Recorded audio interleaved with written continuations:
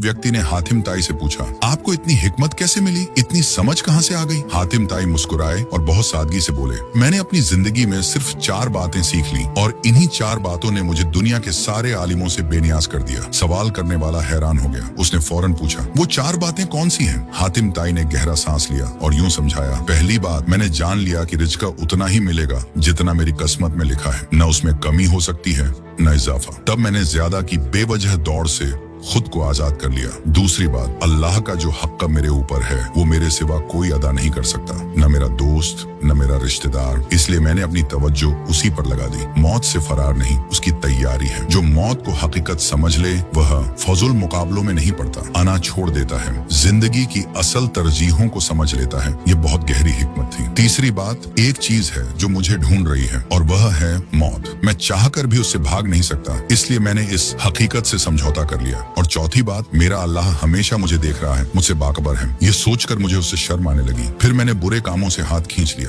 अल्लाह के हकूका, इबादत, नेकी, ये कोई दूसरा मेरे लिए पूरा नहीं कर सकता। आखिर में वह आहिस्ता से बोले, जो आदमी इन 4 बातों को समझ ले वह कभी परेशान नहीं रहता। अल्लाह ताला हमें भी ऐसी समझ, ऐसा यकीन और ऐसी साबित कदमी अता फरमाए। आमीन या रब्बुल आलमीन। कभी कभी कुछ लोग अपने किरदार और अपनी बातों से ऐसे दिल पर नक्श छोड़ जाते हैं कि सदियों बाद भी उनकी हिकमत ताजा महसूस होती है। ऐसा ही एक नाम है हातिम ताई। सखावत और दानाई का वह चिराग जिसकी रोशनी आज भी दिलों को मुनव्वर करती है।